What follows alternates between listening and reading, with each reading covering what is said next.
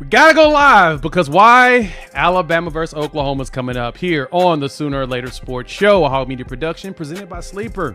That's Colin Kennedy. I'm Jay. Thanks for pulling up here on the YouTube channel and listening wherever podcasts are down on listen to. While you're here, please wipe your feet and like, subscribe, rate, review, give us 5 stars. You don't think we deserve it? Go ahead and give us 5 anyway. And gift it. So on today's episode, we got the special guest Colin Kennedy from 247 joining us. We're going to talk some ball like we always do, right? We're going to talk about Oklahoma versus Alabama. I got some advanced stats and I got an idea of how we can win. We'll also talk about some of the poll reactions because college football polls dropped and we've got thoughts. So Colin Kennedy, how are you, my man? CK and J show is back. CK and J show's back, baby. It's been a little bit. I know we're about to get carried away talking some football as we normally do, and for that, I am excited. I also, quick tangent, I mean, give it to me. This show deserves 5 stars for the intro beat. I've never told you that, but every time I watch your show or listen, that intro beat, I'm like, man, that's good. Like, I appreciate it.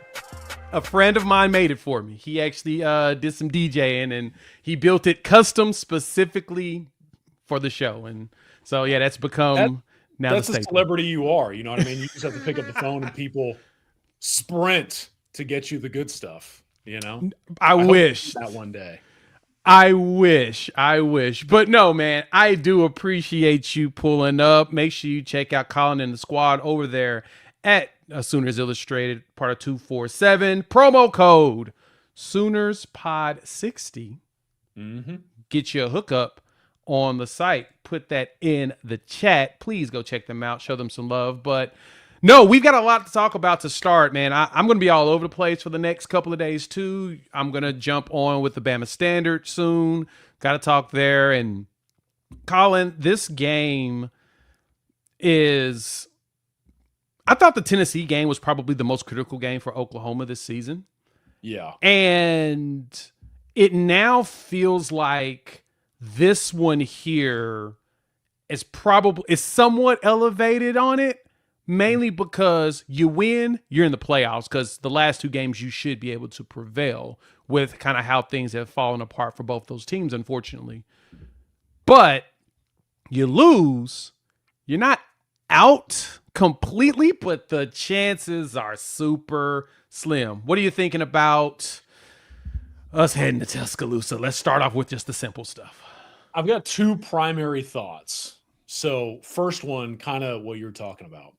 I saw someone, and I want to say it was Mark, one of the guys that used to do an OU pod with an old buddy of mine, Mason Prince, from back in the day. He tweeted out a picture of someone texting him basically saying, I keep thinking about how this is the most important game of the Brent Venables era simply because I can't have an original thought. And I guess that might be some chatter out there among the fan base. And hey, I totally get it. And I thought about it and I thought kind of what you're talking about. Like, is it really his most important? Because to your point, if they win, don't get me wrong. I mean, that's as big of a pivot or a momentum surge as you could get. I mean, I said it on our board today. If they win, we are legitimately talking about hosting a playoff game in Norman. Like that becomes very much potential reality. But at the same time, I don't know that it's the most important, because if they do go and lose, again, to a highly ranked team, really good football team, that really kind of wants to beat you down. Like they're looking forward to seeing you. They need revenge. This team is still very much going to be in the playoff race. And if anything, if they even keep it close, I know I hate the competitive loss stuff, but like, me too. This is still a resume builder one way or the other, So I think that the narrative of this being the most important, I think that's certainly up for debate. I don't know that I'm necessarily all that convicted either way. But I will say, Jay, the other thing that came to mind for me, I said this on our game preview pod that'll drop Friday, and I really do believe in it. I love that this game has far more of a toss-up feel to it than I think any of us expected in the preseason. And I think that's great for the sport. I think that's great for Oklahoma fans and Alabama fans, certainly. But think about it. All eyes in the national landscape are going to be on two of the biggest brands in college football. And by the way, two brands who have a lot of history with each other. Like, they really do. Bama and Oklahoma, there's a series to discuss, if you will. And I said it on our show, like, this kind of has the feel of that signature loose comp, signature mid-afternoon SEC brawl in Bryant-Denny Stadium, where the good old days of, SEC on CBS, mid-afternoon kick, like, that's kind of what this feels like. And I think the fact that that's kind of the stage, there's so much meaning behind this game. And then, oh, by the way, there's college football playoff implications. I love the fact that this game has everything going for it, and I hope to see that on Saturday. No, same. And you're right. It's funny because it cracks me up with the conversation around Brent Venables that this is the most important game of his coaching career. It feels like every game he coaches is the most important game of his coaching career. And every single time a game pops up, it's the most important game. Look, here's my take on that, though, CK. Brent has shown us that he can win these. He's also shown us he can lose them. At this point, for me, why do we continue to doubt that it's possible? I'm past you need to prove it to me again. I don't need that anymore. You did it. We went to Knoxville, Tennessee, Neyland Stadium, dark mode. They ain't lost the dark mode in a while. Walked out with a dub. Score is a lot bigger than it should have been because offensive made some mistakes that they probably shouldn't have. Not only should you have not made that pass, you probably should have just kneeled at the one, burned all their timeouts, and then run in for a touchdown to take a good 9-point lead and walk out the door. We won't talk about that portion of it, but I've seen it. This game last year, top 10 ranked Alabama comes to Gaylord Family Memorial Stadium, and what happens? Yeah. Homer blows the doors off of them. That game was just a muscling. Like, anybody I've talked to that's a Bama fan, they're like, yeah, I just beat the crap out of it. Like, it was just, there wasn't even the Ryan Williams play, they're like, yeah, cool. Yeah, that was a bad call by the rest. But overall, y'all just pushed us around. That play probably doesn't change anything for that game. And I'm like, fair point. You score a touchdown, been better. But overall, my thing has been, BV has won some of them and he's lost some of them. So at this point, I'm now in the mindset that it's okay. He's going to win some, he's going to lose some. I don't need him to prove anything else to me because I know that he can do it. Now, I'll probably be more perturbed if we lose this game in a way that's ridiculous because, like the Ole Miss game, we've won games like this. Do your job. Close it like you're supposed to. Strategize. Don't let them out-strategize you. But, yeah, I just think that's funny when people go in that direction. But so, with that being said, as we've gone this far into the season, CK, I want to start on the main thing here for Oklahoma. That dang defense. Look, some people, they're not going to be as impressed in the comments, I promise. But I'm impressed at this season the way it's gone. Still one of the top running defenses, technically still one of the top passing defenses, even though you've gone to get some great passers, and they've done solid, Trinidad Chambliss cooked. You also saw, Joey Aguilar really launch it. But how are you feeling about this defense as we've now gone into our 9th game of the season? Yeah, I mean, I feel good.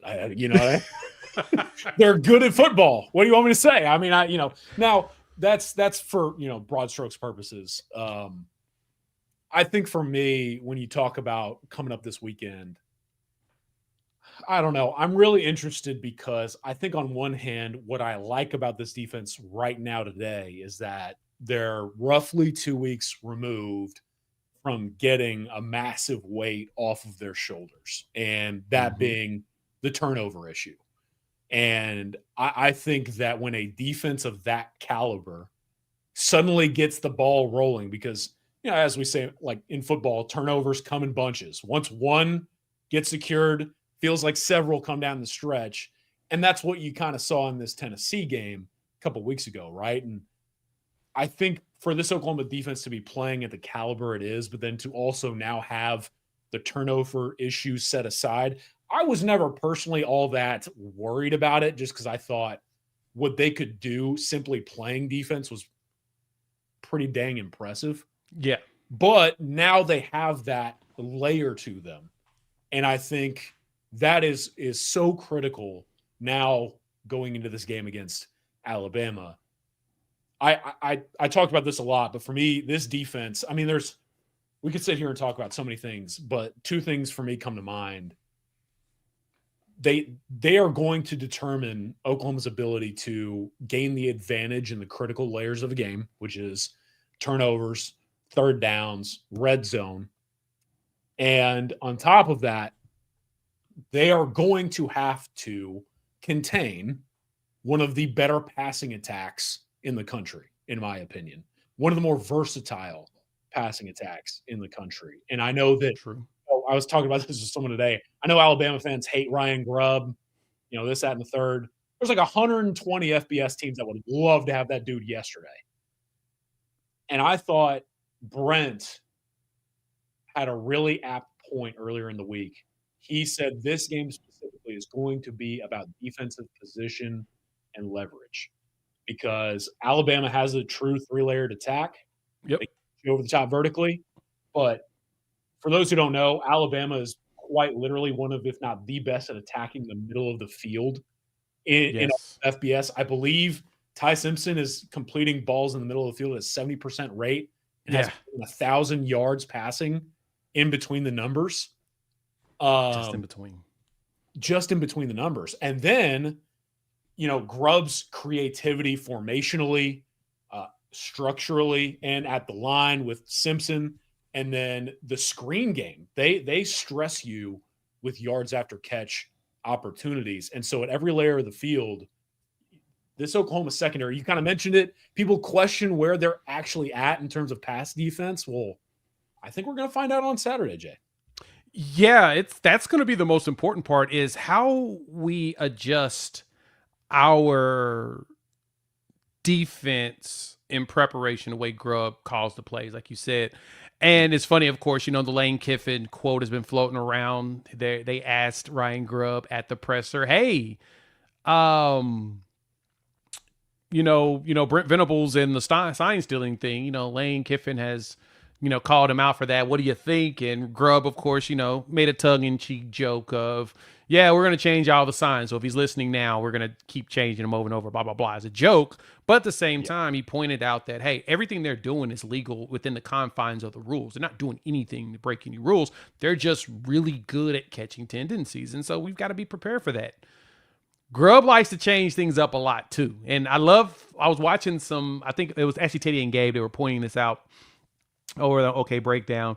They were pointing out how they'll move Caden Proctor out into a slot receiver spot. He's still in the line of scrimmage, but he's out of the slot. And it's like, what the heck are you supposed to do with this? To me, that's kind of where Kendall Daniels, can you go ahead and try to hit him hard? I know it's probably going to be a painful hit. How crazy is it that with Proctor playing receiver and running back, we will have to legitimately say Kendall Daniels may be trailing Caden Proctor in this football game? I'm obviously joking, but But are you? It's nuts. It's going to happen. They're going to throw him the ball, or they're going to run the ball with him in some capacity. They're going to try. But as mentioned, even in the comments here, the biggest struggle for Bama has been their running game. They have not, and it's kind of weird, in talking to my buddy Ty over there around the table, who's a big Bama guy. It's just weird how they just cannot figure out their run game. It's just to me, it feels like since DeBoer got there, the talk track was Alabama's offensive line's too big. They're really great in pass pro, but they have heavy feet, and they're just too big. They're as big as NFL linemen, but they're not as agile yet because they're still developing into more agile guys. So they're not very good on the run stuff, but it's just I don't understand how that correlates. But then I went back and watched some Washington tape. Yeah. This team reminds me of 2023 Washington. The one that went to the Natty. Ty Simpson's got great protection, and he throws darts. Remember, Michael Penix at that point had no knee ligaments. So he wasn't running. He was in the pocket, and he was just boom, boom, boom, boom, boom, darting you.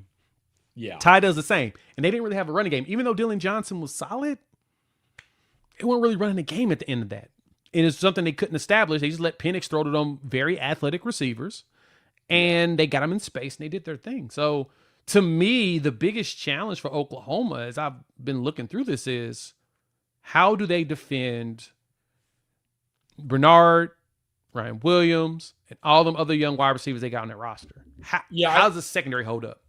I think there are a couple of things that fascinate me with this discussion, because I saw that a couple people in the chat aptly put, like, well, Ty's not going to have the ability to sit back there and throw the ball. I 100% agree. And I think that adds a layer to this pass defense versus passing offense discussion that probably isn't getting talked about enough. Now, I've heard from some folks on the Alabama side that they are relatively concerned about Oklahoma's defensive front. And a lot of people have circled this matchup because of OU's defensive line. I think that if OU's defensive line can penetrate and decrease the amount of time spent in coverage for this OU secondary, that is going to completely change this. Because the other thing for me, Jay, like, I was battling with this behind the scenes. I struggle now with this game as we get closer, because, like, I have a hard time buying into the idea that a one-dimensional football team can outright beat Brent Venables. Yes. You know what I mean? Yes. Now, you talk about the run game. I think that they have the ability in the run game. I know it's not being executed. Talent's there. Said, yes. They have talent. They have tools. They have a coordinator. I don't want to act like, well, they have no run game, because they kind of feel like a unit that could figure it out at any moment. Almost like Oklahoma. That's right? exactly what that sounds like to me, because that's been my thought. They're at the same, to me, spot that Oklahoma is, that neither one is complete on offense yet. Yes. And I think that, Jim Miller, I covered him in high school as a recruit. I think the world of that kid. I also did the math. Daniel Hill, their 6'1", 245-pound running back, averages like 3.6 carries per game. Now, he's gotten 6 or 7 over the last few weeks, which is well above his average. But I don't know, like, if I had a 6'1", 245-pound running back and I was struggling to run the ball, I would simply hand it to the large human being behind a large offensive line and say, lean on them until they give up. And if it doesn't work, it doesn't work. But at least I tried with, figured out, again, the tools, talent, and ability. I don't know. The OU defensive line is such a big role in this. And I also think that Alabama's lack of a run game is either going to be overly exaggerated, or it's going to rear its ugly head. And all of a sudden, Alabama is going to be tasked with beating one of the best defensive coordinators in football with a one-dimensional offense. I know the Sooner secondary struggles at times. I think that the safeties and corners will have to play their best game of the season on Saturday. But again, when you break all this down, it's like, I don't know, this thing kind of gets hairy when you get into the weeds. It does. When you look at going into the advanced numbers, you going into the game itself, what they do. If this game lines up to where it's top defense versus top offense, and like you said, more so one-dimensional, which what the strength is with their one dimension is that they do it really good. Yes. That's the only reason why they've been able to go this far, is because they're actually really good. And Ty Simpson is patient. He'll take a hit in the pocket and throw it. Granted, he's also fumbled 4 times this year from getting hit in the pocket, like getting blindsided. And we just watched Owen Heineke do that, and R. Mason Thomas return her to the crib. So there will be opportunities for that, because I think our edges are fast enough to get around those big tackles. Yeah. You just got to get there fast enough before Ty's either getting rid of it quickly. You got to hope that he's developing a deeper play, basically. He's developing a play, waiting for a play to develop to get a dude in space to throw it so you can hurry up and get there quickly. Now, granted, I think we get to the quarterback faster than most in the country. I think we're top 5 in our speed to getting to the quarterback. So that's going to help. He's going to have to figure out how to really move in that pocket. And that's, to me, where I think a slight advantage comes to Oklahoma. Alabama's line is really good. Don't y'all go out there and say Jay said that their offensive line sucks. Every show I've been on, I've said it. It's really good. LSU was able to get pressure with 3 or 4 dudes. The difference was Ty Simpson was in Georgia as well. Ty Simpson was stepping in the pocket, staying patient, and doing his thing. I think our defensive line is better than both of those. And I think that our dudes, when you get Stone in there, you get Dominic Williams, you get Grayson Halton in there, right? You get one of them to just basically go out there and take the attention one way and somebody else run through it. You should be able to get in there and really make him see people in his face. You want him to see those ghosts. Yeah.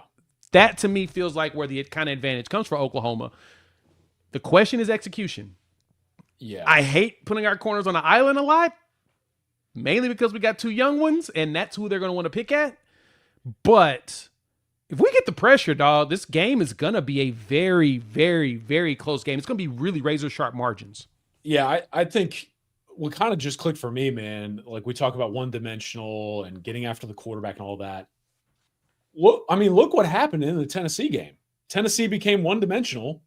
Quickly. They averaged, less than 3 yards per carry in the run game with a running back who, by the way, was, before that, pretty statistically accomplished.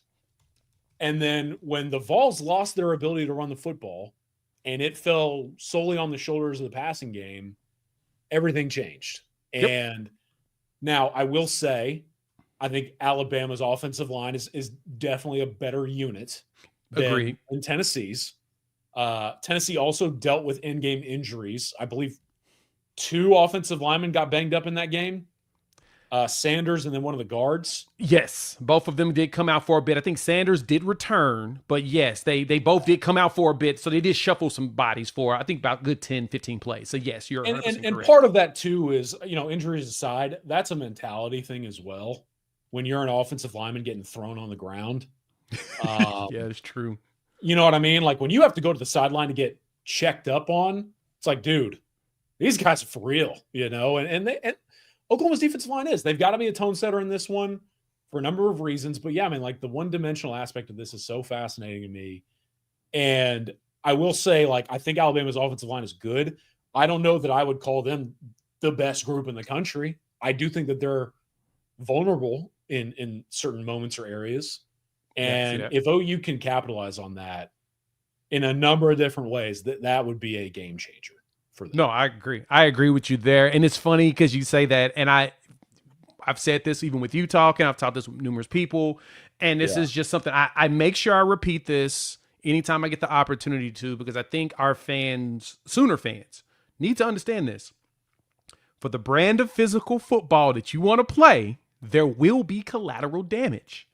Yeah, as you just mentioned, that Tennessee game, we knocked out 2 dudes. Michigan, I think we knocked out 3 at some point. They were shuffling guys because of injuries. Yeah. I think Ole Miss lost a player or 2 playing against us. Like you see these teams get hurt from our defensive line. That kind of is why our offensive line runs into issues with our D-line too. These dudes are built to go cause problems. And if you want them to be physical, they got to practice physical. And unfortunately, that's what happens, right? Now I think you can tone that down with the veterans you have today going forward, but you want your young dudes to still have that, to grow into that physicality to where you're terrorizing other offensive lines. So it sucks, but it's also basically a necessity. Yeah, I think it is. I mean, if you're not going to take that field in a place like Bryant-Denny Stadium against a team like Alabama, against a group that they're going to, let's just call it what it is, they're going to play pissed off. Both sides can convince me last year doesn't matter. BS, dude. Come on. We know what y'all are going to be saying in the locker rooms. And I think the other thing too, with that is, number one, if you're not planning to step onto that field with the level of physicality that you need to change the intensity dynamic within this contest, well, then I don't know what shot you have. But I don't think that's a question for me with Oklahoma. I Me honestly either. think they're going to be ready to if anything, like run through somebody and at least set the tone on that standpoint. What I Yeah. think through that, though, I am fascinated by is kind of the approach in this game, because I think part of physicality and setting that tone is, as we know, Brent likes to dial it up a little bit. He likes to get aggressive.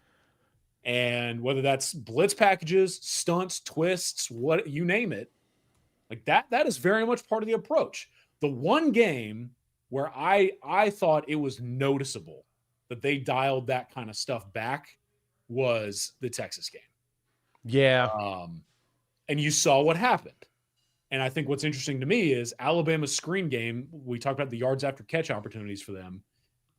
If Oklahoma chooses to dial it back and maybe protect the secondary, limit explosives, well, then all of a sudden, do some of the missed tackle issues that we've seen show back up again against a talented team like Alabama? I don't know. But if you're going to heat it up and you're going to go set the tone and you're going to call some blitzes and all that, man, you better get home, because all of a sudden you got guys running free. That receiver core, as dangerous as it is going to have some space.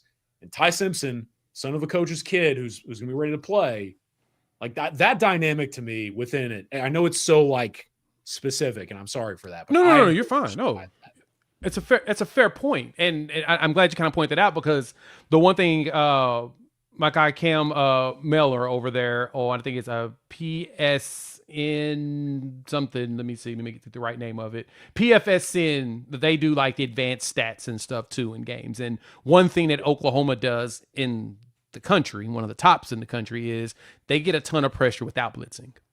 And as you mentioned, BV likes to dial it up. He's very strategic about his dial up, because he knows not only can he get pressure with just the line, which usually is what makes things really, really, really hard for opposing teams, but when he does dial it up, they get there even faster. And you got to make sure, like you say, it's got to be, because I think guess what it is. Highest sack rate without blitzing for FBS defenses, we're number one at 10.9%. Right behind us is Texas A&M at 10.4. So we get sacks without having to blitz, because highest pressure rate without blitzing, 41%, number two in the country, right behind Utah. We are in their back, we're in their, in their back seat, dang it, when the play's called. So, but no, and that's, you're right. If when he dials it up, we have to make sure that Grubb doesn't have something short and quick happening, to where one of those dudes, because somebody mentioned in the comments, tackling in space is going to be the most important thing for us. That's the thing that makes me nervous. So, I want to talk offense now. Yeah. How Oklahoma's offense versus their defense. First, let's pay some bills real quick with our people at Sleeper. Have you ever heard of the Sleeper app? It's one of the top apps out there. 3, 2, 1. Have you ever heard of the Sleeper app? Well, you probably should know about it. It's a little secret. It's more than just a platform for season-long fantasy leagues. This year, millions of users enjoy playing fantasy sports on Sleeper, but the app offers so much more.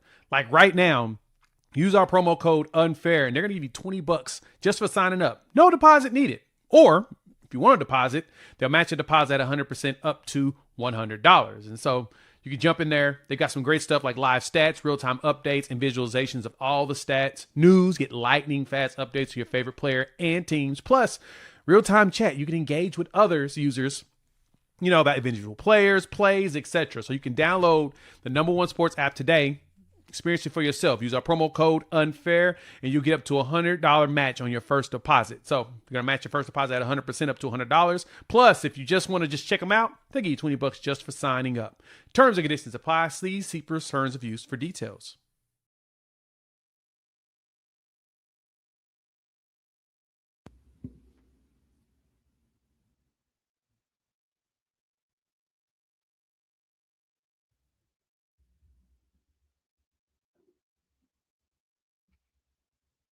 Ha, that's funny. I was muted. For some reason, it kept me I was muted. like, I missed him. I'm like, where did I he know, go? right? It's me. It's me. Thank y'all for pulling up. Hit the like button. If you're new to the channel, subscribe, rate, review, gives 5 stars. Shout out to Colin Kennedy and 247. Use the promo code SoonersPod60. They are going to hook you up over there at Sooners Illustrated. So, sorry, my bad. I was muted. It was really weird how that stayed muted. But I digress. I want to talk about Oklahoma's offense versus Bama defense. And the one thing I want to get your thoughts on, Colin, is this. That Bama secondary terrifies me 100%. This is the reason why. I talked to my boy Ty about this. That true freshman, it was a Dijon Lee, the corner. He's like 6'5". He took Domani Jackson's job. And we know how good of a prospect Domani Jackson was, right? He's a 10-2 100-meter dude. Baller. Yeah. Yo, that secondary's got me a little nervous. I love Keon Saab when he transferred in from Michigan. I thought he was a big pickup for them. I mean, he's kind of a diet. Caleb Downs, I guess that's you can give him that because he came from Michigan, and Caleb Downs is at Ohio State, so they probably would enjoy that reference. But that secondary is pretty legit. How are we gonna match up with that? I mean, how is John Mateer going to be able to try to surgically cut through that secondary? Their top 10 in passing yards allowed, and curious to see where they are in terms of passing yards per completion. But 48, one of the top 10 passing defenses in college football. So this is one of my more interesting layers to this game. I'm sure you saw this, but on our preview pod that'll drop Friday, I was asked for like a player to watch, and I wholeheartedly admit I was like, I know I'm doing this incorrectly, but my intentions are pure. I don't know if you saw this, but Kane Womack, Alabama's defensive coordinator, was asked about Ben Arbuckle. They faced each other when Kane was at South Alabama and Ben was at Western Kentucky. They played against each other in a bowl game. And I believe, I don't even know if you can cuss on this show, but I will go ahead and say, Kane Womack's exact verbiage was, we got our ASS kicked. That's kicked. Yeah. Fair point. And I think the other part of this too, Ben has already bested Kane Womack in the past, but this is a totally different stage, totally different personnel for, several reasons. No slight to those players. I mean, totally different stakes at hand. And I think that both of those guys have changed a lot over the years. And I also think that on top of Kane, people forget that when Ben was at Washington State, Ryan Grubb and Kalen DeBoer were both at UW. Yep. And so basically what I'm trying to say is, in two of Ben's primary stops in his career, all three of Alabama's leaders have prepared for him. He's bested one of them, been in some battles with the others. Yep. But I think what I thought was interesting was, like, when you think about it, Ben had, in whether it was beating down South Alabama and Kane Womack when he was at Western Kentucky, or at Washington State with some of the quarterbacks that went through that program, I think there's an argument to make that Ben probably had more truly explosive units at both of those stops, more of a threat vertically or home run hitting ability, whatever the case may be.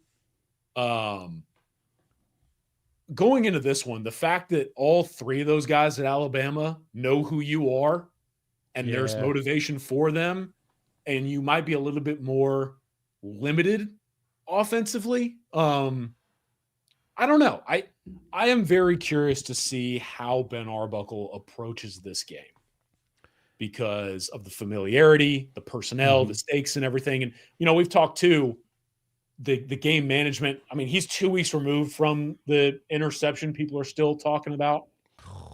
See, I'm not really making a big deal of it because, like, they won the game, and I don't know. I think that's beating a dead horse, but You could talk me into that. You could talk me into the Texas halftime stuff, which I don't know. I personally think, if I'm really honest with you, I kind of think that he's covering for other folks in some of those instances. Mm-hmm. Not alleging anything, but Mm-hmm. Ben Arbuckle going into this game as OU's offensive coordinator for so many reasons, man. Like this has got to kind of be the game where he lays it all on the line. And if he brings it and he meets the moment, then this game looks a lot different. 100% agree with you on that. And his preparation is going to be critical for this game, because you're right. So to me, on the Tennessee one, real quick, the only thing that upset me was that as a coach, you're ingraining in your quarterback's head, you see this, you throw an RPO. You see this, you run an RPO. No matter the scenario or the time of the game, just don't give him the option, because his brain is built to do that. Now, the one thing that helps Arbuckle in this game is, and it's kind of weird to say, Joe John Finley has played against this defense before. He knows what to do. And now I do expect Womack to change his defensive philosophy going into this game and not be dumb enough to think a 3-3-5 is going to work on a team that even last year we didn't have a quarterback really. Like, we barely threw the ball. Yeah. You run a 3-3-5 in this game, we're going to run all over you again, just like last year. Plus, John Mateer is going to throw the ball all over you, because I do think that, and I know, understand some people are concerned about Arbuckle scheming in this game and everything. Keep it a buck. I went back and watched Texas. I went back and watched Ole Miss. When you see the off 22 tape, there's dudes wide open. He just wasn't throwing it. And my thought still is, when BV said he had a knee thing, and I believe it was the Michigan game, and that continued, that was why he didn't have the confidence in not only his hand, but his ability to make those throws. Because you got mess up hand, trying to get the good grip, but you still got to plant to launch it. He looked like he didn't want to plant, right? Yeah. And so, but second half of Tennessee, he looked like he was confident. He was 12 for 16, right? He was out there dealing in the second half, and I was like, oh, this feels like Michigan John Mateer. If he does that again, actually see dudes open, we should be able to keep up with Bama, no problem. People forget too the second half of the Auburn game when he completed damn near 19 passes, like almost in a row. In a row. Broken thumb. Like in that game. I mean, okay. Let's talk about this. Everyone's doing the whole, is this the most important game in the Brent Venables era? This is the most important game of John Mateer's career. Oh, this one is, yes. Like, you want to ask who this game is most important for? This is John Mateer's everything this weekend. And I think that for me, I don't think he has been perfect as a passer by any stretch. I don't want to come off as saying that. And I don't think Ben Arbuckle is the problem he's being made out to be. I'm a big fan of Ben Arbuckle.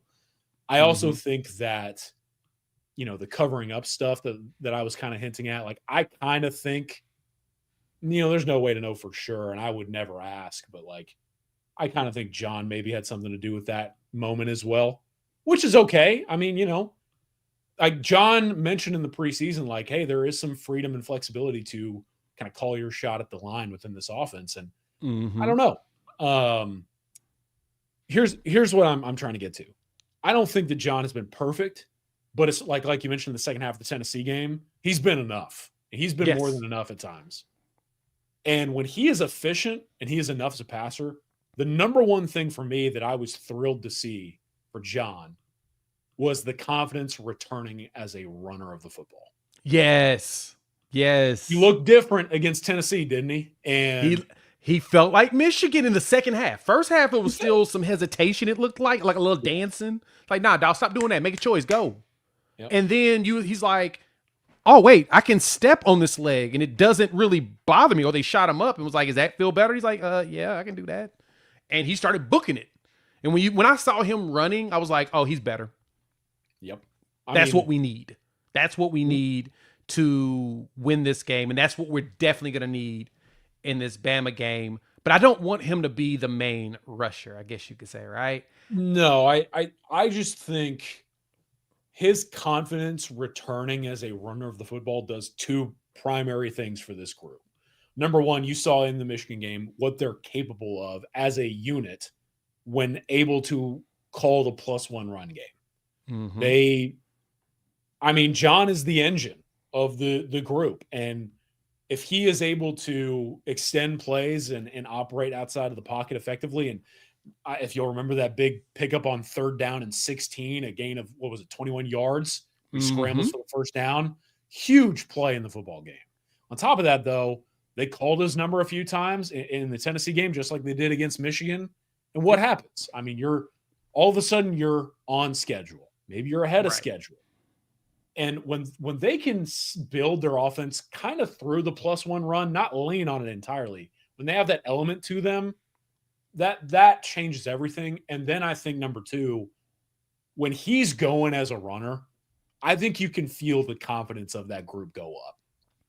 I think they feed off of their quarterback running, picking up tough yardage, running through people. And I think when this offense sees that he's on, you and I talked about it on this very show. Yep. I thought when on that first drive against Michigan, they called John's number like 6 times and he was killing it. I thought that the entire unit on that first drive against Michigan went, oh yeah, like we're about to go score. We're going to go win. And from there, it was night time.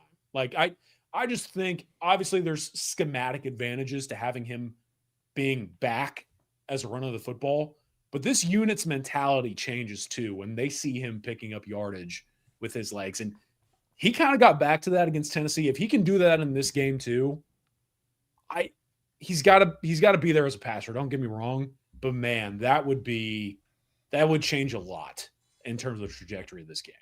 Oh no, 100% agree. Because second half in this Tennessee game, like I said, it made me feel like Michigan. He was, he was 12 for 16 for 115 yards.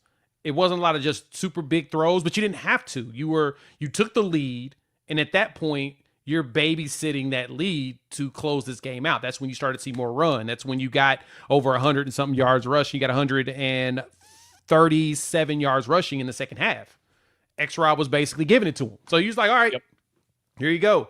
And the only reason why the numbers looked like they were because, some little mistakes we were making. But that's that as you said, you're starting to see that confidence. And him as a +1 in that offense, man, it's dangerous. But that's also the thing that he did at Washington State.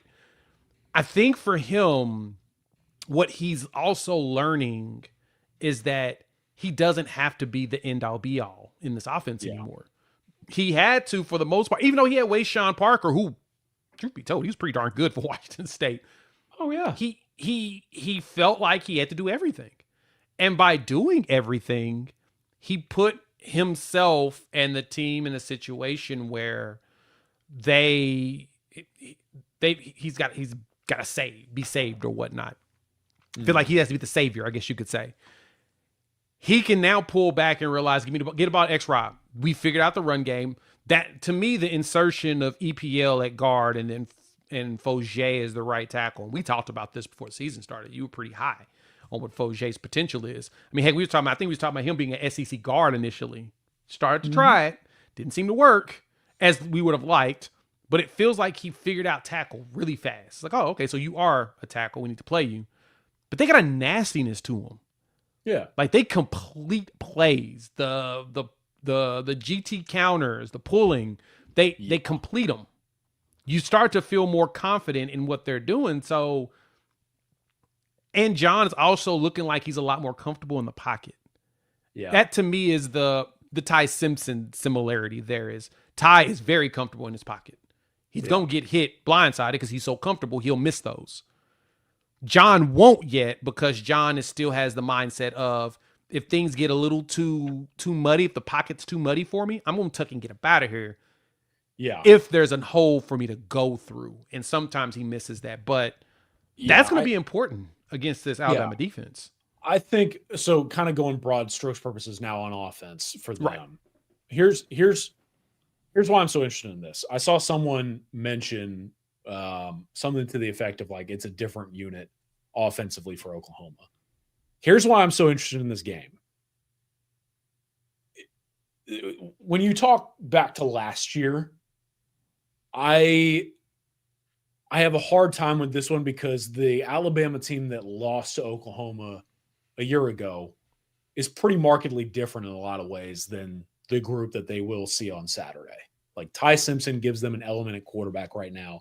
And I'm a big Jalen Milroe guy. So let me get that out there. I love Jalen. Ty is just an incredible quarterback. And that's going to add an element to defending this team that just wasn't there. And Alabama made a lot of mistakes. Yeah, let me add to that. To me, Jalen Milroe was Kalen DeBoer trying to put a square block in a circle hole. Yeah. That's basically what it was. He was trying to conform him to that offense, and they had to do those design runs because that was one of his biggest strengths. But he just didn't have the touch of a Michael Penix to put the ball in certain spots. Can't do anything about that. But Ty Simpson, again, he reminds me more of the way Penix played, where he is a surgeon and he will just throw darts. Yeah, and building off of that, what I think we keep forgetting too is like Ryan Grubb wasn't calling plays last year either. Nope.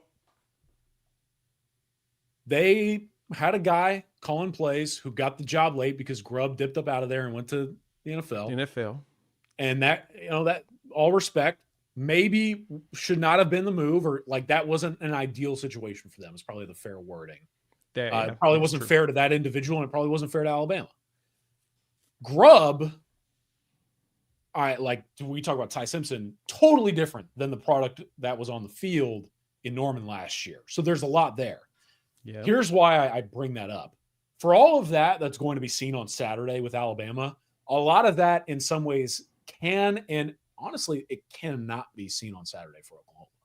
And here's why I say that. Yeah. I think that in a lot of ways, Oklahoma has raised its ceiling at quarterback. It honestly has a much better ceiling at receiver. And on top of that, though, they've raised their ceiling from a play calling standpoint. That's true. Have.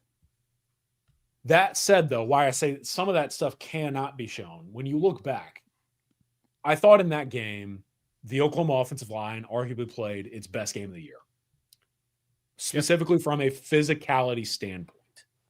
To what you're talking about, I thought that group in the Alabama game did enough from, an intensity perspective to take it to the Alabama defensive line. And I thought that then got Xavier Robinson, who needs to kind of be the ways of old. He fed off of that and really changed things against Alabama for them last year. Yeah. So in some ways, this kind of has to look similar, even though a lot of this stuff is different, because I think that this Oklahoma offensive line this year has far more capability to be physical and intense. And by the way, they're freshmen, so like the Foje stuff, sometimes they haven't had a ton of time to develop or anything, but like they also, Ben has talked about this, they kind of don't know any better. So they're willing to go in there and fight. And that's great. They've got X-Rob coming back. I think him having familiarity with this matchup is huge. It builds confidence, right? But this is the big thing to close it out. And curious to hear what you think about this. Why I go back to this, in some ways you can't really change what you saw a year ago. Right. What kind of won them the game last year? Jackson Arnold in the +1 run game. Yeah, that's true.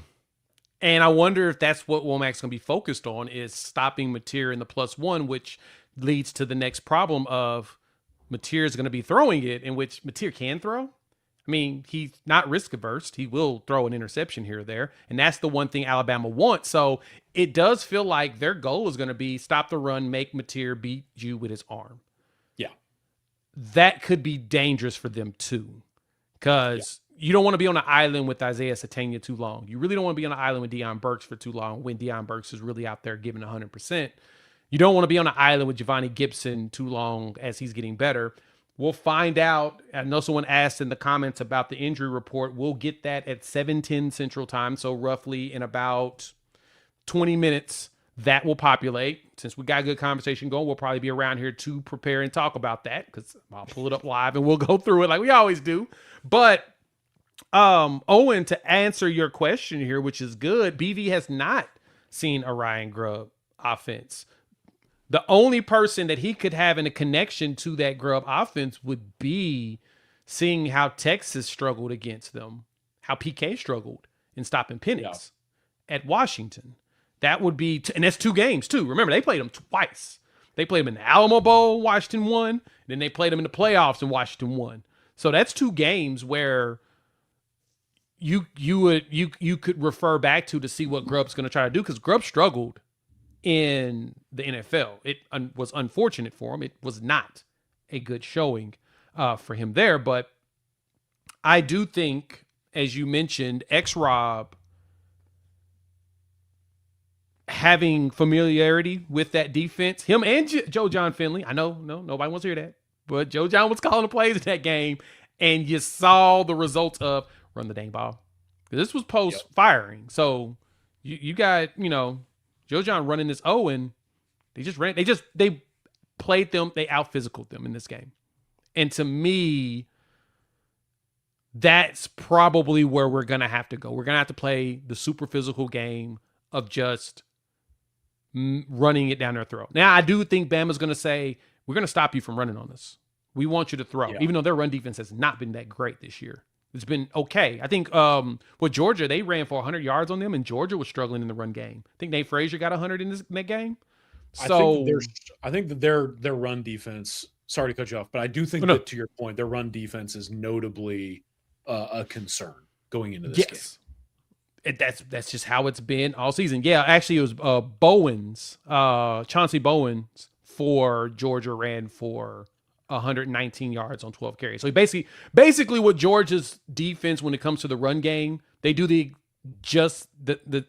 same thing as Oklahoma, but a little bit more. They give up big plays randomly, but then they'll stop you and make you force you to get 1s and 2s outside of massive runs. Like Bowen had a 43-yard runner, Dylan Bell had a 43-yard runner, Nate Frazier had a 24-yarder. So with them, they're not gonna themselves not break, but they will let you get a big play. The question is, can you score on that big play? In which X-Rob and Torrey Blaylock has enough breakaway speed to where if they can get to the second level, they're probably gone in this game. So that's, to me, that's truly where that key is going to be. But you're right. They're going to try to make John Mateer beat him with his arm. The question is John Mateer... Actually, you know what? This kind of goes back to what you said, CK. This really is the most important... This is the most important game now in John Mateer's career. The first one was Michigan for me. Because Michigan was like, all right, what we see in Michigan will tell me who you are. He gave us Michigan. He was back in the Heisman Trophy conversation at that point. You're like, oh, okay, so you can do this. Then the injury against Auburn, in which he played the entire game mostly with that broken bone, and he was able to continue it. He just has not recovered from that, which I still think now that tells me it's got to be knee. I don't think it was fully the hand. I feel like it was knee. Are you back? Yeah. Are you back to your old form? You had a week off. You did good against Tennessee. Are you back? That's my question now. Mm-hmm. Can John Mateer give us the numbers that we need in order to at least keep this game in? Because I think it's going to be in the 20s. I think it's going to be early 20s. 20, 24, 21, 23-ish. Special teams are going to be critical, but I don't think it's going to be a high-scoring game. I think it was either 27-24 or 24-21. I basically said that Oklahoma was going to cover the spread at the very least. And I still don't feel great about it. But I think at the end of the day, like, I don't think that you need to look at John Mateer and say, hey, man, like, you got to hit on a couple, like, 40-yard bombs and, like, blow this game wide open. I don't think that's what needs to be asked of him. I think that you round up that offensive line, those receivers, the running back core and John Mateer, and you go, all right, if there is ever going to be a game where we sustain drives and we finish drives and we just take the air out of the crowd and we lean on that defense, and eventually they will become more susceptible to explosives, like this is the game to do that. Yep.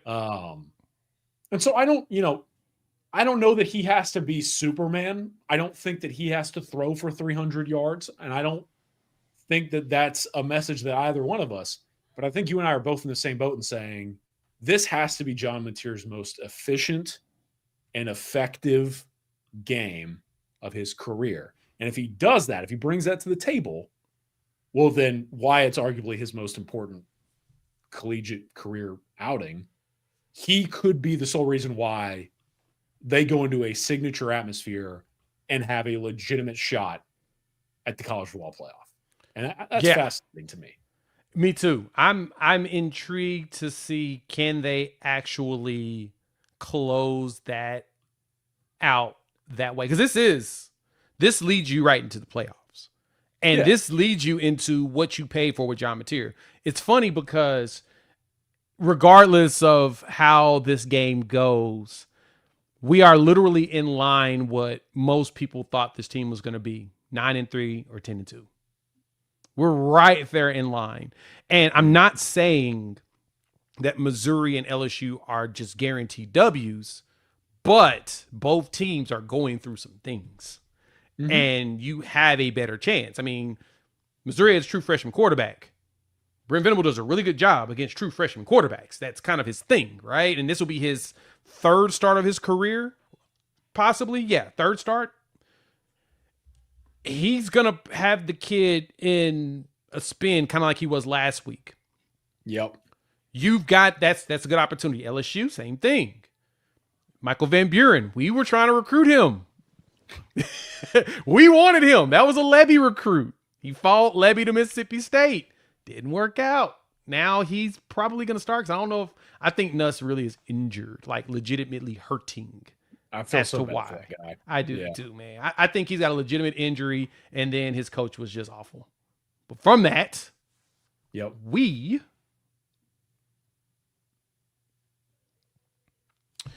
just got to go in there and we got to exert our dominance. We got to push him around. We've got to make it happen. So you've got about 10 minutes before the injury report drops. I want to talk to you about these polls. First, pay a quick bill. We're going to get Colin's thoughts on this college football playoffs. Well, if you think you know ball, let's make some picks right quick and see if you can outdo me. Shout out to our partners here at Sleeper. They're going to hook you up. They're going to match your deposit at 100% up to $100. If you just sign up and use our promo code UNFAIR, they're going to give you $20 just for checking them out. So if we're going to go in here for some actual live picks here, cool thing is right now I'm doing a 30% boost for the NBA. So how it works, they're going to boost your profits by 30% if your contest wins. Rules are pick 3 or more players, pick more or less on the statistics. So if we go here to the NBA here, let's look. Of course, I want to get a little bit of Karl Anthony Towns. He'll probably get a double-double. Suggs, that's an interesting one. Didn't think about it. But Wembanyama is definitely one on the free side you got to take advantage of. Afrin Sengun, he's been killing it. I'll go less on Rui Hachimura making a 3-pointer. But again, you just pick a whole bunch of these players. We'll pick Josh Giddey on a double-double as well. See how lucky we get. And I don't think Domantas Sabonis will get that double-double. Also got college ball in here. And so, if we go in here and we look at the Oklahoma-Alabama game, which is what we're talking about, they, of course, got some good stuff in here. Let's see what we have available. I'm probably going to lay hands on, again, you can pick different type of stats. I think Xavier Robinson's going to have himself a good game. And I actually think that Ty Simpson's going to, work his butt off. Question is, what is John Mateer going to give us? So, you know what? Board, give me some John Mateer action. Actually, my slip is full. So we'll make these picks. And boom, you can win up to 1,000 times your money. So check them out. Use our promo code UNFAIR. They're going to give you 100% match on your first deposit up to $100 plus $20 just for signing up. Terms and conditions apply. See Sleeper's terms of use for details. Thank y'all again for pulling up. Hit the like button. New to the channel, subscribe, rate, review. Give us 5 stars. Check out Colin Kennedy over there at Sooners Illustrated. Sooners Pod 60 is the promo code to get signed up over there. Help out and check out all the great local journalism that they are hooking us up with. Colin, the college football playoffs dropped. And as we're talking about this now, we know that Oklahoma is still in the race. Luckily, we're the first ones out. So when I look at this here, using my one from over on Locked On or whatnot, you've got us jumping, of course, BYU losing to Tech in the way they lost, dropped them all the way back. Texas is right ahead of us. I'm still trying to understand Notre Dame being at number 9, but you know what? I guess the win over USC was what was most important.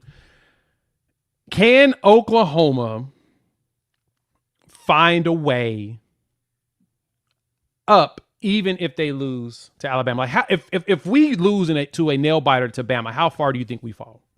I think there's a few layers to that. Obviously, I think Texas, Georgia coming up this weekend is going to ultimately determine that, right? I think if Texas were to fall, and I think that the Longhorns are going to lose this weekend. I don't know very many teams that go into Athens and beat Georgia, especially when Kirby was in a jokey mood.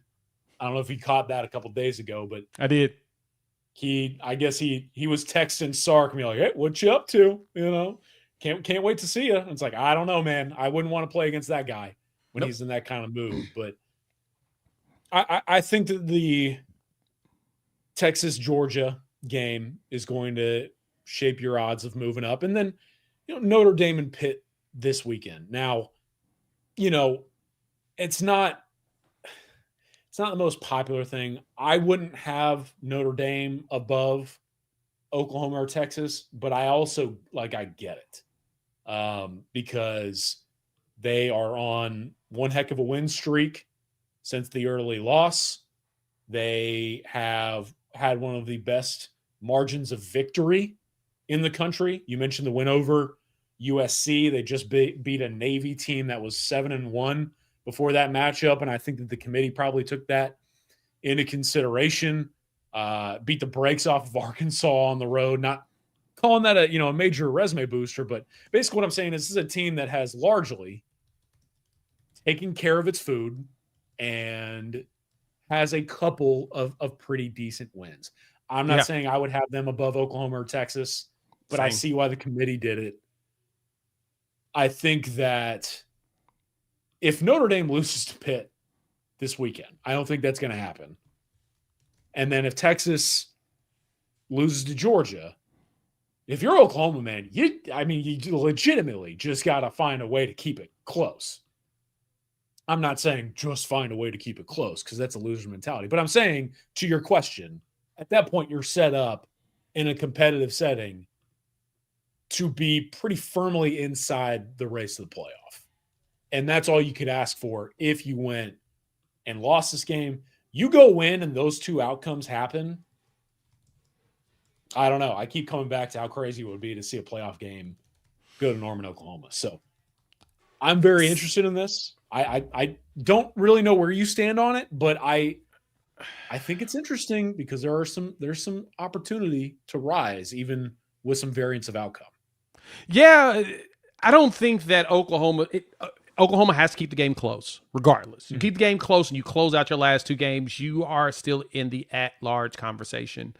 Your struggle comes in because if Vandy closes out the season, knocks off Tennessee, that puts you in a position where you could struggle there. Miami's most likely going to fight up there. The question is, does Miami even play for the ACC championship game, which the ACC right now is making things hard for everybody because if the Canes don't play in the ACC championship game, but they're highly rated, there's a chance they get jumped by the ACC champ and then they could take a final spot. There's so many pieces. The Big 12 right now is looking like a 1-bid league right now. Tech is going to have to probably play BYU a second time in the Big 12 championship game unless one of them loses. Yeah, it's so much there, but I did the mathematics around it. Ooh. CK, I did the mathematics. There is a possibility for the SEC to have 6 teams that are at minimum 10-win teams this year at the end of the season before the SEC championship game. Then you add the SEC championship game in there. Somebody could either have 11 wins, 12 wins, hell, A&M could have 13 wins going into that, right? Mm-hmm. Like, what do you do? So if A&M has 13, Georgia goes in, or actually Bama goes in. Bama has, because they only have one conference loss, which possibly if it's Oklahoma, that'll be their only conference loss. It'll be them versus A&M, and then that'll be Bama's third loss at 10-3. Or if they could pull it off, 12-1 A&M, a 11-2 Bama, then Georgia still should finish 10-2. Yeah, Vandy could finish 10-2. Oklahoma could finish 10-2. Ole Miss could finish 10-2.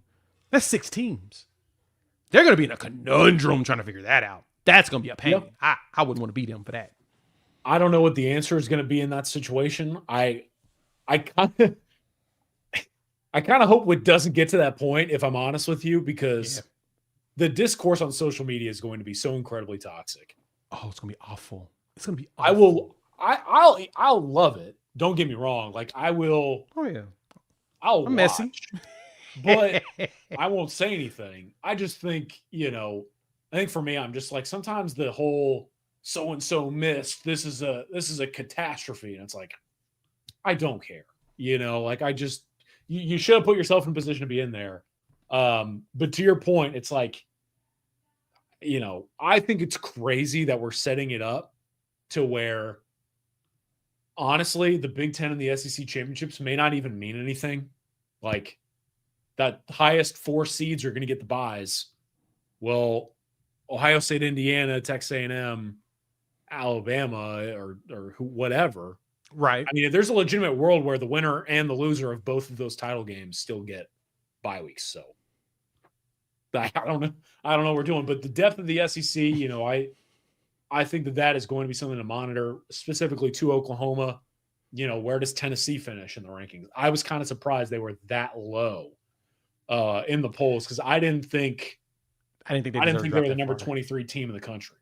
Yeah, that's a drop. That was a big drop, and it's funny as people are pointing out, drop the ACC champ and the G5 champ. That's a weird one. I don't know how I truly feel about that. Yes, RC3, we will be showing the availability report. It's about to drop in a minute as we talk about this ACC G5. Because I know you got opinions on that. Because I am weirded out by it in a way.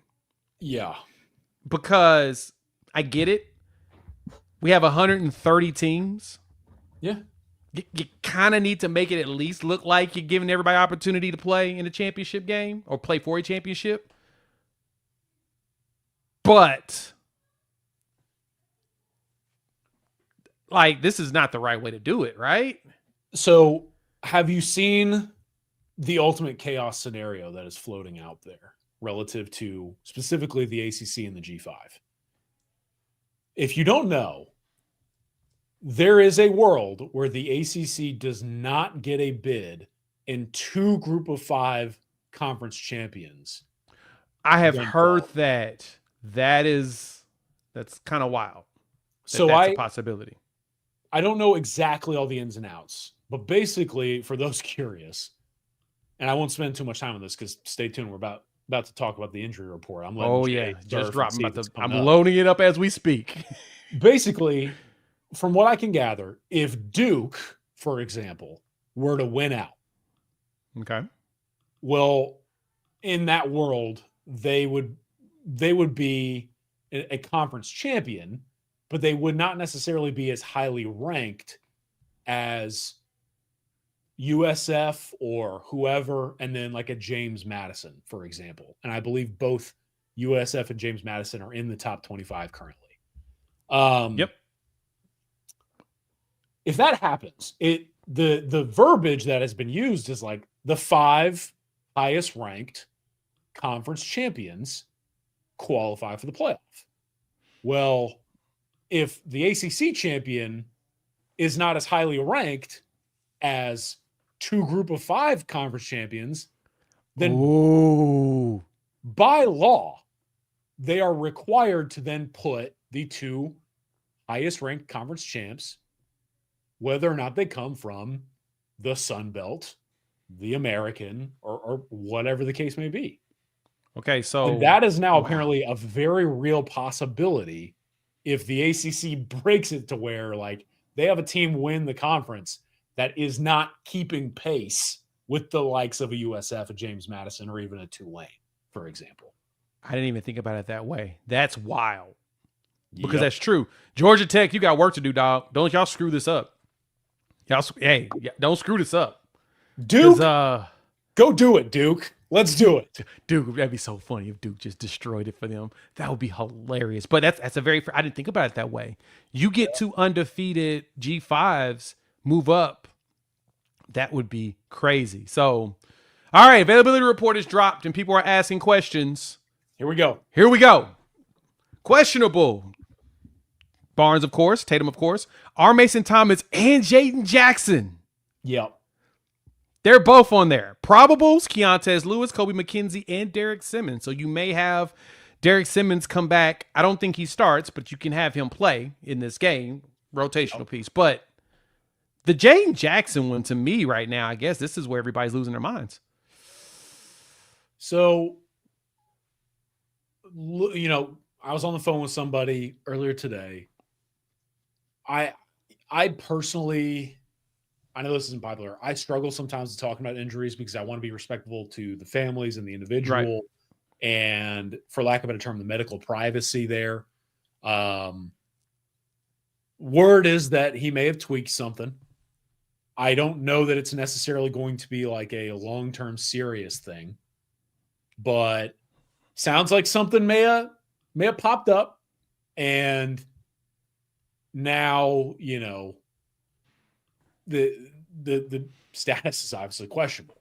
Yep. That being said, you know, I think that there is a world where Oklahoma, even if Jaden Jackson is in the realm of possibility to go, there is a world where they potentially choose to rest him because, as someone just pointed out in the chat, I mean, Grayson Halton is playing as good a football as anybody in that room.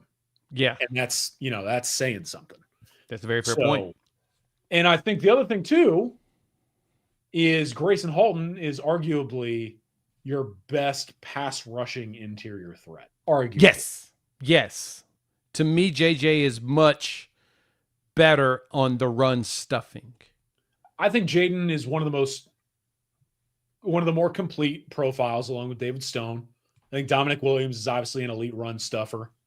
I think Jaden and David kind of hover in that, can do a little bit of everything, although I think David at times can be a little bit more effective as a pass rusher. But, you know, I've pointed out this out in the past, like Brent loves to call TTs with Dominic and Jaden in the game. He likes to try and get Jaden rolling downhill, the big bowling ball that he is. That being said, Grayson Halton can do all that and then some. And I think in this game, like we talked about the Alabama passing attack and everything, having a guy like Grayson Halton in there for you isn't the worst thing in the world. And then that kind of takes me to R. Mason Thomas. Let me kick it to you on this. How are you feeling about it? What have you heard? And based on that, what's your outlook for Oklahoma, whether he should or should not go? So for me, first off, I think it sucks for R. Mason Thomas, being that this is his last year. Yeah. So I feel more bad for him in that capacity, that he doesn't get to play in the final road game in the regular season for his career. Sucks. I hate that for him. And quickly, not to cut you off, but he's questionable currently. Yes, he's questionable. He's questionable. Doesn't mean he won't. He's questionable, right? It's all about how he takes treatment during the rest of the week. So we'll see what that looks like. If they said quad is what I've been hearing, and if it's quad pull, that could lead to a quad tear. I would sit him this game. This is why. I am very confident that Danny Okoye is ready to play.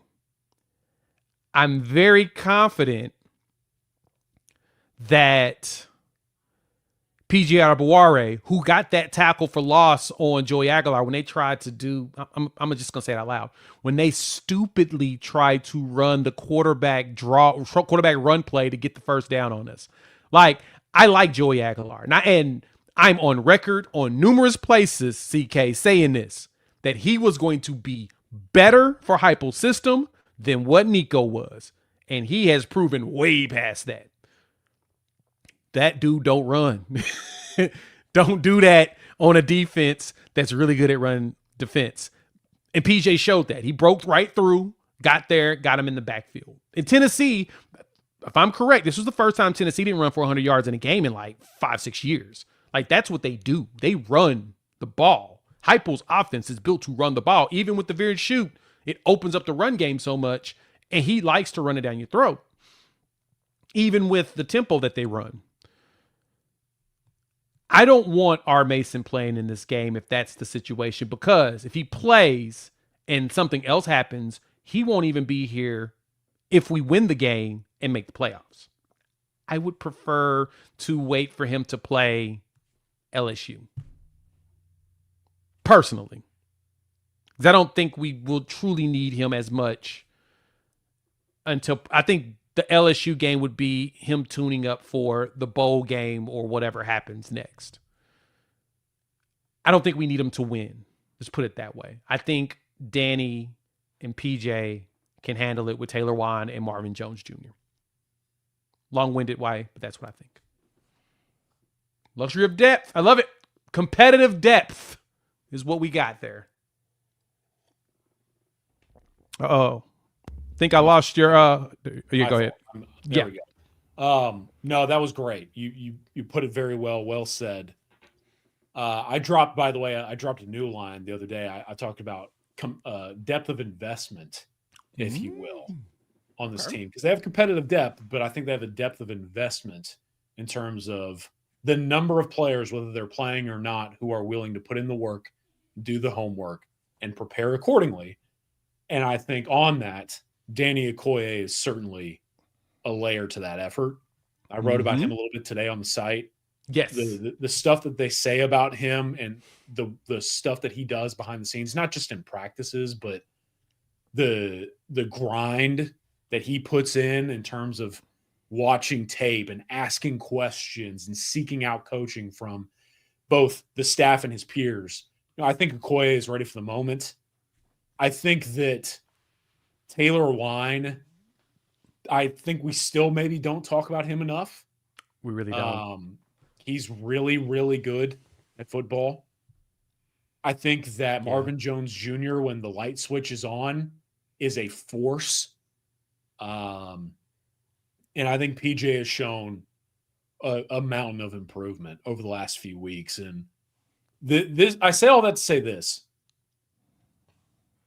This is going to be tricky because you're balancing, do you need him to win this game versus how much do you need him to win what could lie ahead?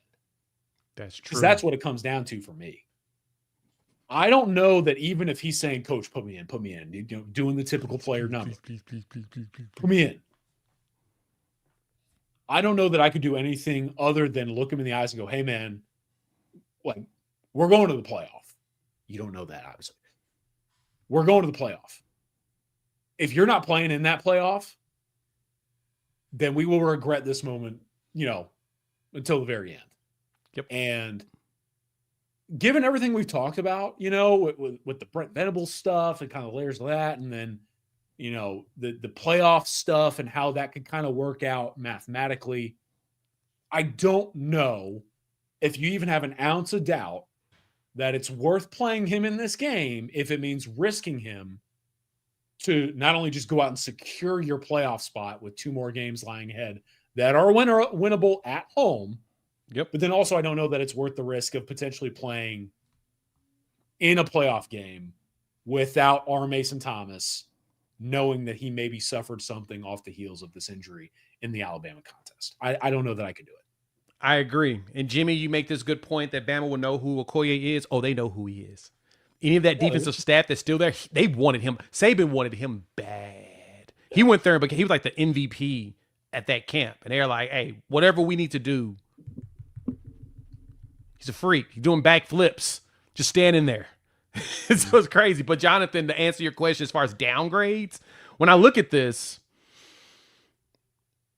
I could see Jaden Jackson moving into probable, depending on how treatment goes. I could see them saying, Jaden, do you want to play? How do you feel? Sure, we'll put you out there. But again, the luxury of depth, the competitive depth that we have, we don't have to play Jaden. Because I went and looked, snaps-wise, Dominic is right behind him in snaps again in Tennessee. He's 39-32. We rotate a lot of dudes. We played 84 snaps, so you played a lot of defensive linemen in that game. You did see some Okoye. You saw some Marcus Strong, which I think he's a little underrated, if you want to be honest. Right? I think he's very serviceable in what he does in getting to the quarterback and wrecking havoc. But I think it's going to be a Stone and Dom / Stone and G Baby type of setup in this game. So do I think anybody will do I think that if anybody would downgrade, that's probably the ones I expect. The probables, I expect all of them to play. I think Keontez Lewis is going to be back. I know that he's been fighting to get back. And unfortunately, for some what I recognize is he got his bell rung a little bit in that Texas game too. And that's why when you saw him, nope, we're not playing with your concussions because you hit the wall, you got hit against Temple, and then Texas, sit for a bit. So he probably is going to play. I think it may go beyond a concussion as well. I think that I've been saying there's a lot of bumps and bruises that he's been dealing with that keep coming up. To Jonathan's question, could you pull up the injury report one more time? Yes. So downgrades, I'm just going to be honest. I could see a world where they look at Derek Simmons, considering that he is now a multi-time concussion guy.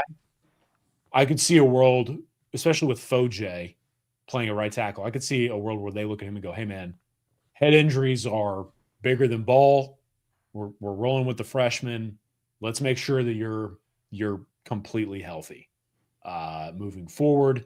Mm-hmm. And I could see them downgrading both R. Mason and Jaden Jackson, if I'm honest with you, like close to kickoff. I don't think that they will or have any incentive to up until closer to kick. And then I think Keontez is going to play. Kobe, to me, is kind of the biggest question mark because I could see him going either direction. I have thoughts on Kobe. Let me hear them. I kind of want Kobe to not play in this game because I would like him to be 100% for Missouri and LSU. Yeah. Two teams that run a lot and will need to run a lot because of how their team is set up. I would like him to be at as close to 100% as possible for that game. Those two games. Because he's going to be critical in not letting Ahmad Hardy and that other running back run all over the place.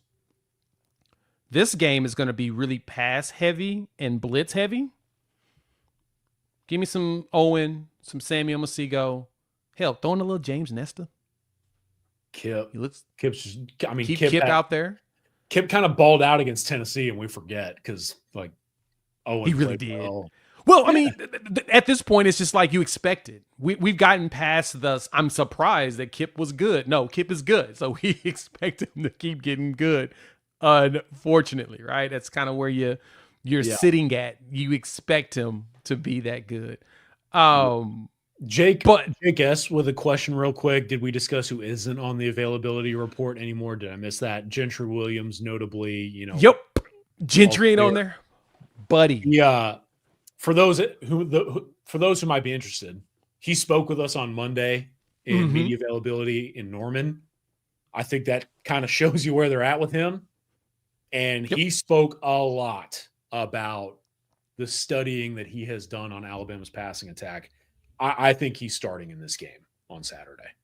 Yep. I'll have a video on that because coming up sometime tomorrow because it was aggregated by the Alabama people. That was ridiculous. It was so ridiculous. It wasn't Alabama people, to be fair. It was one account that's just it was one account. It was one of the it was an Alabama account that aggregated it. And what made it so funny on that is the Alabama fans were in the comments like, he didn't lie. He told the truth. Well, and that's why I said that. Like, that's why I want to bring it up, because every Alabama fan was in like, somehow, you did something wrong when every college football fan wholeheartedly disagrees with you. That never happens. And everyone in that comment section, Jay, what are they saying? He didn't lie. He didn't say anything. He's offensive. Right. We don't have a leader. We literally are like spread out perfectly. That's what makes Ty so dangerous. Like, he didn't say, and that's the funny thing, because all I'm saying, he didn't throw shade. He didn't say nobody was good. He just said that we give the ball around, and statistically, we do.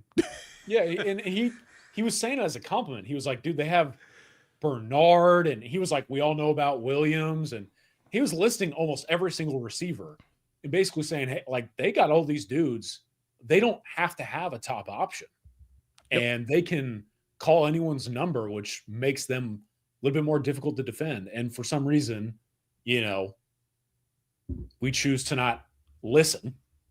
Yeah. And this Alabama account said, well, maybe I can get a couple of clicks. It's like, all right, dude, whatever. Go, take advantage between that was pretty egregious. I saw that. And then I saw someone, the Kane Womack quote that I was talking about earlier, where, Kane was like, we got our ass kicked. I think either Alabama or Oklahoma account took that, aggregated it, and was basically implying that Kane was talking about last year, Alabama versus Oklahoma. And everyone was like, no, that's not what he's talking about at all.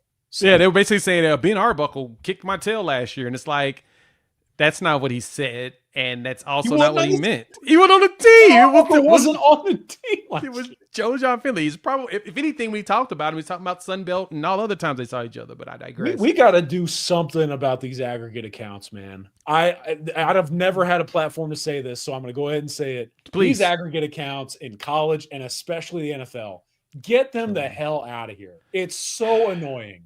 It got bad the minute that Elon decided to pay people X for engagement, and then now you just got to farm it. It's all rage bait now. Like, and it's unfortunate that us as humans in society, our biggest thing is we have no problem. We gravitate to the to the rage. Like, you'll see me screenshot stuff and I post all the time. Nope. Not going to do it today. It's basically me preaching to myself saying, don't do it. You type something crazy out and you realize this is stupid. You delete it. Don't participate. But John had a question for you. John, thank you for the $1.99. We appreciate it. Colin, do you think we play a 3-man front? I wouldn't rule it out. I think that Brent has shown you at times that he does like that look against pass happy squads. And I totally get it, because it allows you to do a lot of stuff in the back end coverage wise. And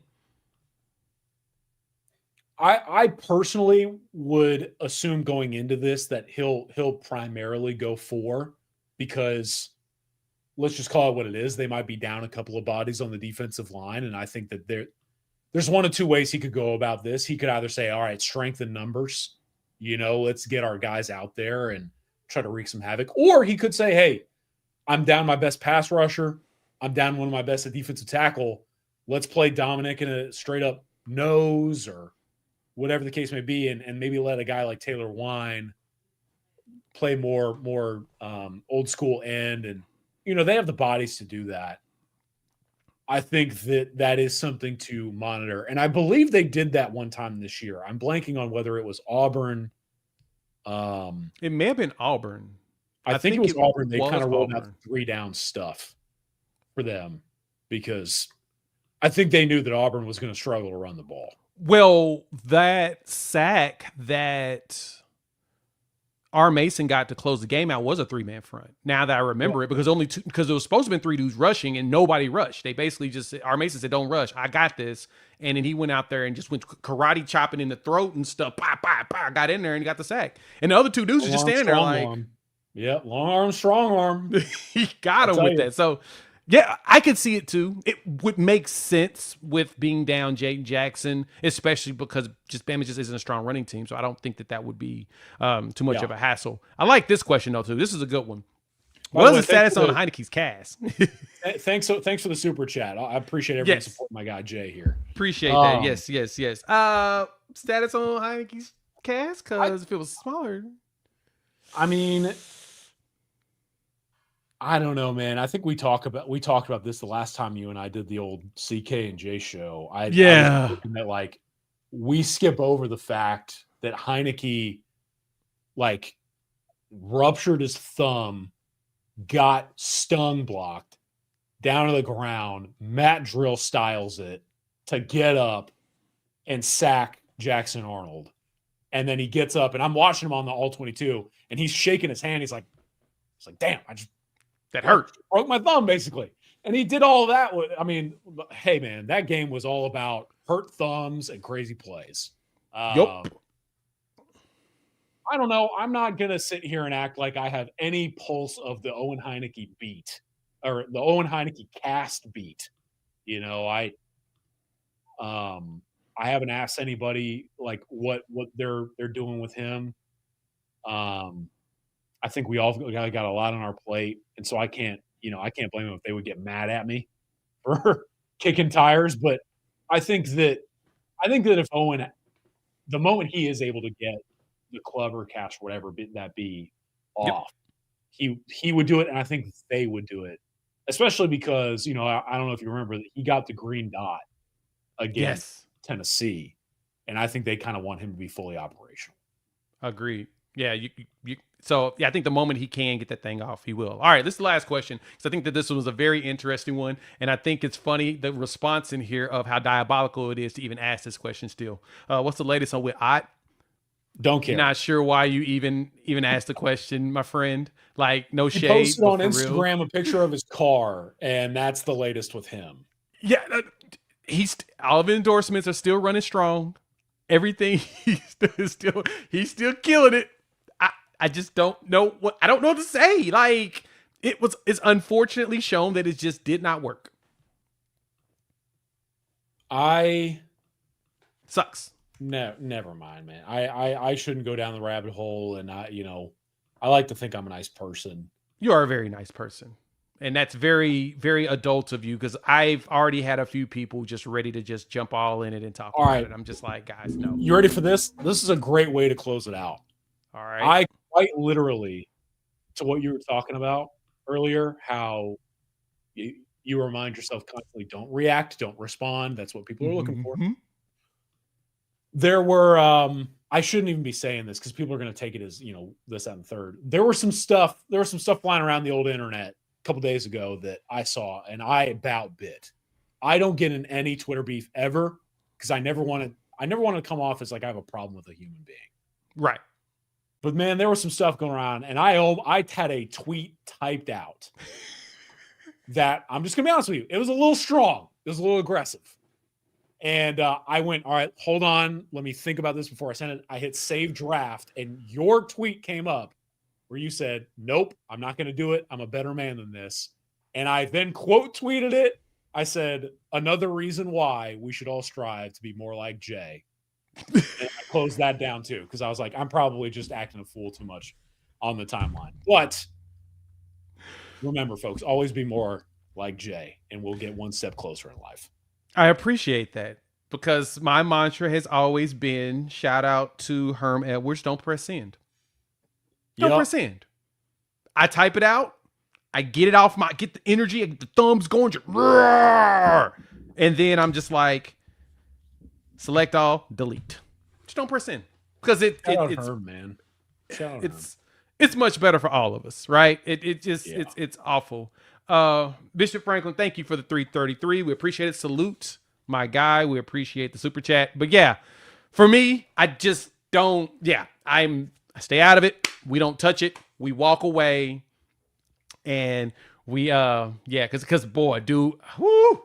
There's some stuff on there, dog. Like I think it pisses me off most as I wrap up here is like, I'm just like, I just can't bring myself to do it. So like I do occasionally though. not going to lie, I will post a video of a former player that other fan bases have been talking smack to us about when they do certain things. And I'm just like, oh, wait, this happened? And it's not really me just tossing shade, but it is throwing the video on the timeline. I probably should stop. I do have a level of petty that I need to get better at, be a better human being about. But sometimes, hey, man, this will be funny. Sometimes this will be funny. That Kenai Walker pick 6 that got Jackson Arnold bench. I'm sorry. I'm still cracking up from that. Good for him. Good for him. Of all people, dog. Of all people. I'm happy for him. Me too. Dude's a beast. Dude's a beast. Not popular, but I was fist pumping for him. I was like, good for Kenai Walker, man. Good at Kenai. I enjoyed him here. He was fun. Him and Dobie together was a good time. You know who else I didn't see on that list, which we probably see him on Saturday, was Kendall Dobie. That's another conversation for another day. Thank y'all for pulling up. Please hit the like button. If you're new to the channel, subscribe, rate, review, give us 5 stars. Please check out my boy, Colin Kennedy, over there at Sooners Illustrated. I posted all the stuff in the chat here. Go to Sooners Illustrated. 247. Actually, you know what? Here's the link. I'll put it in there. 247sports.com/join. Use promo code SoonersPod60.